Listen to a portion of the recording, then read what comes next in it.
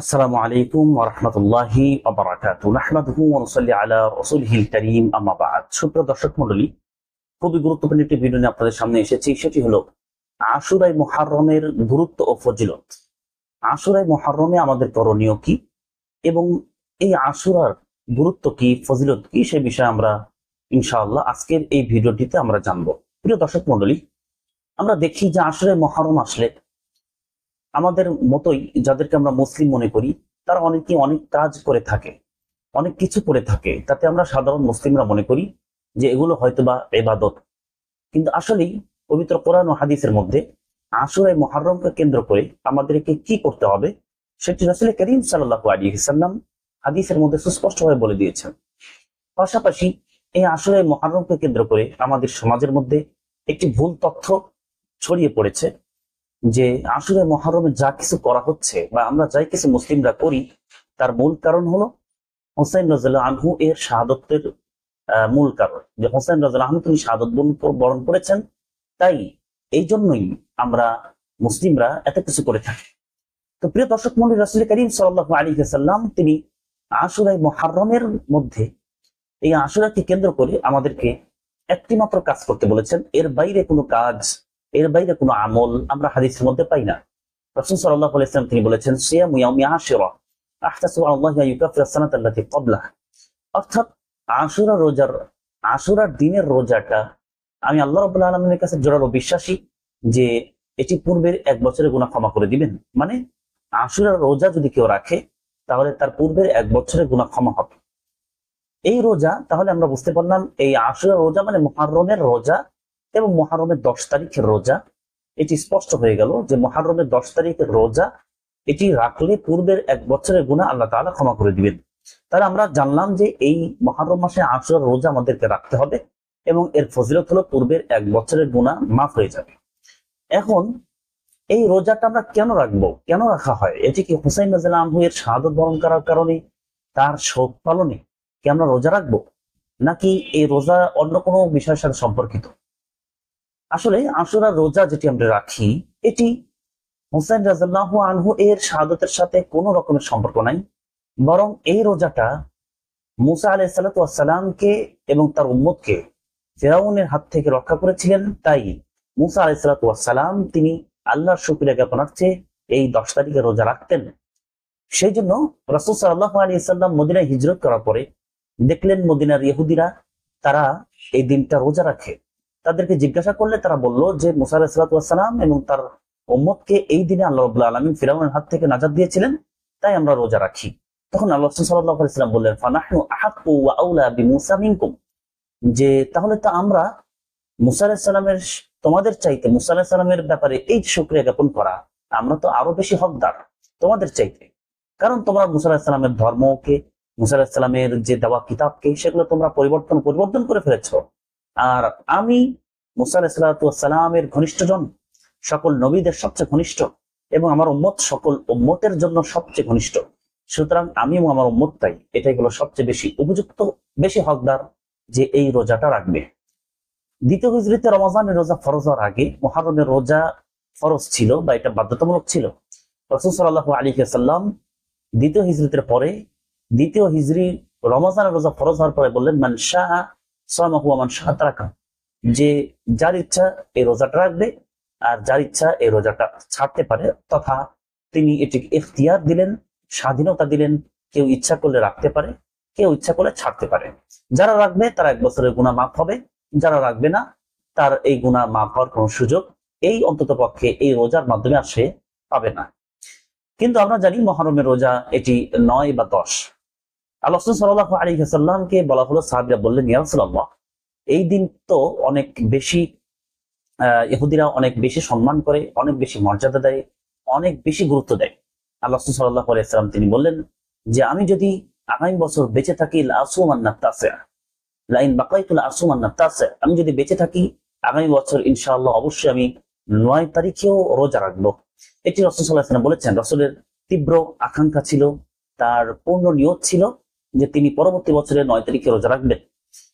তাহলে রাসূল সাল্লাল্লাহু আলাইহি ওয়াসাল্লাম 10 তারিখের তো রোজা রেখেছেন, এবং এটি রাসূল সাল্লাল্লাহু আলাইহি ওয়াসাল্লাম এই যে রোজা রাখা, এই যে 10 তারিখের যে মুহররমের রোজা রাখা, এটি তাহলে আমরা বুঝতে পারলাম এটা অনেক আগের থেকে এসেছে।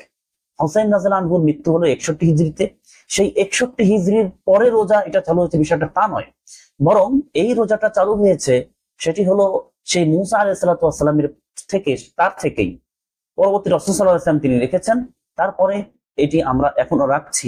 সুতরাং হোসেন রাদিয়াল্লাহু আনহু এর রোজা মৃত্যু শহীদের সাথে, হোসেন রাদিয়াল্লাহু আনহুর মৃত্যুর সাথে, শোকের সাথে এই রোজার বিন্দুমাত্র কোনো সম্পর্ক নাই, বরং এটি হলো সম্পূর্ণ ভিন্ন আঙ্গিক, ভিন্ন একটি উদ্দেশ্য, যেটি আমরা রেখে থাকি মুসা আলাইহিস সালাতু ওয়াস সালামের নাজাত পাওয়া।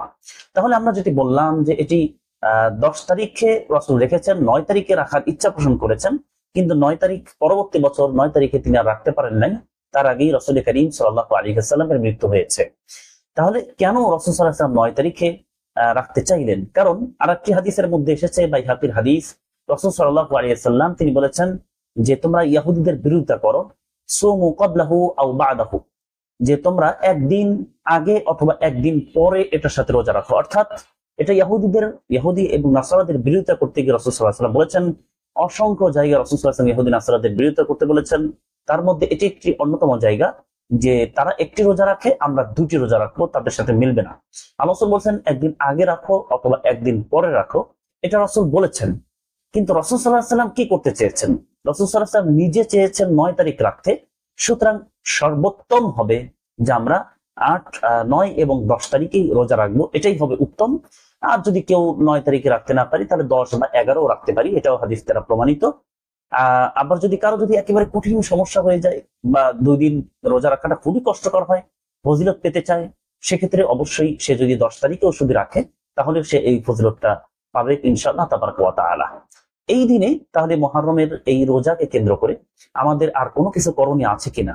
এই রোজা ছাড়া আমাদের আর কোনো কিছু করণীয় নাই, এটাই আমাদের করণীয়। কিন্তু আমরা দেখি আমাদের মুসলিমরা অনেক কিছু করে থাকে, তাহলে তারা কিভাবে কেন করে? আমরা জানি আমাদের মধ্যে 2 ধরনের মুসলিম আছে, একটা হলো শিয়া মুসলিম, আরেকটি হলো সুন্নি মুসলিম। শিয়া মুসলিম যারা, তারা এই দিনকে কেন্দ্র করে নানান রকমের শিরকি কর্ম, নানান রকমের বিদআতি কর্ম তারা করে থাকে, যা সম্পূর্ণ ইসলাম বিরোধী এবং যেগুলোর হুকুম হলো হয়তো শিরিক, না হয় সম্পূর্ণরূপে বিদআত। তারা এই দিনকে কেন্দ্র করে তারা শোক পালন করে থাকে। তারা শোক পালনের আগে, বিশেষ করে ঢাকা শহরের মধ্যে, গ্রাম অঞ্চলে এটা দেখা যায় না, ঢাকা শহরের মধ্যে অনেক আয়োজন তাদের দেখা যায়। তারা নানান রকমের লাইটিং করে, তারা বিশাল বিশাল পতাকা তৈরি করে, তারপরে তারা এরকম ভাবে প্রতীকী কবর বানায়, প্রতীকী মাজার বানায়, সেখানে তারা এরকম ভাবে ঢোল তবলা বাজায়, যেটা সম্পূর্ণ মিউজিকের একটা অন্যতম উপাদান, ঢোল বাজায়, এবং ঢোল বাজানোর মাধ্যমে পরিবেশটাকে খুব ভয়ানক করে তোলে, ব্যাপক বিকট শব্দ করে।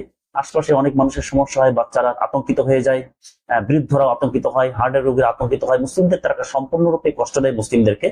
তো এই কাজগুলো করে থাকে সম্পূর্ণরূপে, এই কাজগুলো সম্পূর্ণরূপে হারাম এবং এগুলো গুনাহের কাজ, যেগুলো শিয়ারা করে থাকে। এবং এই দিনকে কেন্দ্র করে তারা অনেক কিছু করে থাকে। এই দিনে তারা প্রতীকী কবর বানায়, প্রতীকী এরকম মাজার বানায়, সেটা নিয়ে তারা মিছিল করে, তাজিয়া মিছিল করে, এরকম ভাবে অনেক কিছু তারা করে। একটি ঘোড়া বানায়, সেই ঘোড়ার বরকতময় মনে করে, সেই ঘোড়াটাকে হোসেন রাদিয়াল্লাহু আনহুর ঘোড়া মনে করে। অনেক জায়গায়, বিশেষ করে ইরানে তো আরো ভয়ানক অবস্থা, সেখানে তারা নিজেদের হাতে তরবারি নেয়, নিজেদের হাতে এরকম ভাবে শিকল নেয়, নিয়ে তারা নিজেদের শরীরে আঘাত করে। তাতে ধারণা যে যত বেশি আঘাত করে রক্তাক্ত করবে নিজেকে, সে তত বেশি নেকি পাবে, সে তত বেশি সওয়াব পাবে, ইত্যাদি এমন ধারণা তারা পোষণ করে, যা সম্পূর্ণরূপে একটি ভুল ধারণা এবং ইসলাম বিরোধী একটি ধারণা। বরং এটি সম্পূর্ণরূপে হারাম কাজ, নিজের শরীরে নিজে আঘাত করা, এটি সম্পূর্ণরূপে হারাম। নিজেকে নিজে কষ্ট দেওয়া, নিজেকে নিজে এইভাবে রক্তাক্ত করা সম্পূর্ণরূপে হারাম। এটি কোনোভাবে কখনোই ইসলাম সাব্যস্ত করে না। বরং এভাবে যদি কেউ আঘাত করতে করতে মৃত্যুবরণ করে, তাহলে তার মৃত্যুটা হবে আত্মহত্যার মৃত্যু বলে গণ্য হবে। তাহলে এই দিনকে কেন্দ্র করে আমরা যা দেখি, রোজা ব্যতীত আরো যা কিছু দেখছি, এই শুনছি, এগুলো সবগুলো ইসলামের বহির্ভূত, যা শিয়ারা করে থাকে। এগুলো থেকে আমাদেরকে সম্পূর্ণ বিরত থাকতে হবে। শেষ সংক্ষেপে যেটি আমরা বলি সেটি হলো, মুহররম মাসের রোজার সাথে হোসেন রাদিয়াল্লাহু আনহু এর মৃত্যুর কোনো সম্পর্ক নাই, বরং এই রোজাটা রাসূল করিম সাল্লাল্লাহু আলাইহি ওয়াসাল্লাম তিনি রেখেছেন, এবং এটা আগে থেকেই মুসা আলাইহিস সালামের নাজাতের শুকরাসর মুসা আলাইহিস সালাম রেখেছেন, তারপরে রাসূল সাল্লাল্লাহু আলাইহি ওয়াসাল্লাম তিনিও রেখেছেন। তিনি তার উম্মতদেরকে রমাজানের রোজা ফরজ হওয়ার আগে পর্যন্ত আদেশ করেছেন। এরপরে রমাজানের রোজা ফরজ হওয়ার পরে রাসূল সাল্লাল্লাহু আলাইহি ওয়াসাল্লাম এটা স্বাধীনতা দিয়েছেন, যে ইচ্ছা করবে রাখতে পারে, যে ইচ্ছা করলে ছাড়তে পারে। রাসূল সাল্লাল্লাহু আলাইহি ওয়াসাল্লাম 9 তারিখে রাখার তীব্র আকাঙ্ক্ষা পোষণ করেছিলেন। এরপর একটি হাদিসের মধ্যে আগে বা পরে একটি রোজা রেখে 9 বা 10 বা 10 বা 11 একটা সুযোগ তিনি করে দিয়েছেন। তাহলে এই হলো মোটামুটি আমাদের আশুরার মহরমকে রোজা, মহরমের রোজা আমাদের মহরম মাসে আমাদের করণীয় এবং এই ফজিলত আমরা জানলাম। আল্লাহ রাব্বুল আলামিন আমাদেরকে এই রোজা পালন করে পূর্বের 1 বছরের গুনাহ মাফ করে নেওয়ার তৌফিক দান করুন এবং যাবতীয় অন্যায়, যাবতীয় ইসলাম বিরোধী কর্মকাণ্ড থেকে আমাদেরকে বেঁচে থাকার তৌফিক দান করুন। আল্লাহুম্মা আমিন। আসসালামু আলাইকুম ওয়া রাহমাতুল্লাহি ওয়া বারাকাতুহু।